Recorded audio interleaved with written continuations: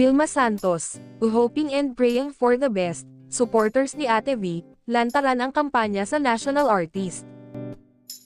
Presenta sa inyo ang aming vision brought to life by this person. And she's none other than Vilma Santos.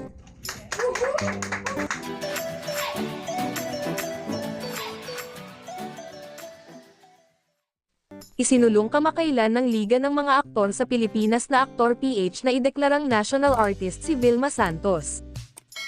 Ang aktor, League of Filipino Actors, na pinamumunuan ni Dingdong Dantes inihayag ang nominasyon nila kay Ate V para maging national artist.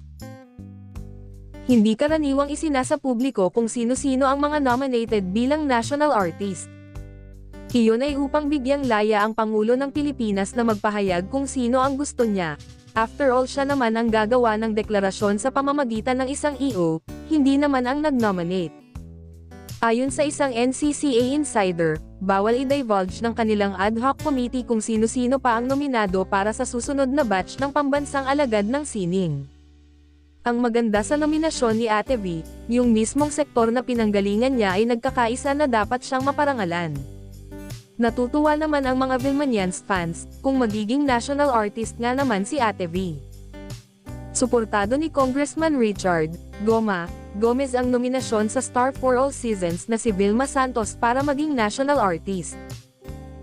Nagkasama sina Ate V at Kong Goma sa mga pelikulang Tagos ng Dugo, 1987, Kapag Langit ang Humatol, 1990, Ibigay Mo sa Akin ang Bukas, 1987, at Yesterday, Today at Tomorrow, 1986.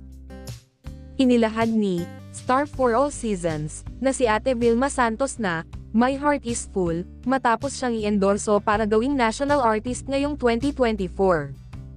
Sa isang ulat sinabi ni Ate V na deeply humbled siya sa pag-endorso sa kanya ng grupong Aktor PH na unang inanunsyo ni Dingdong Dantes.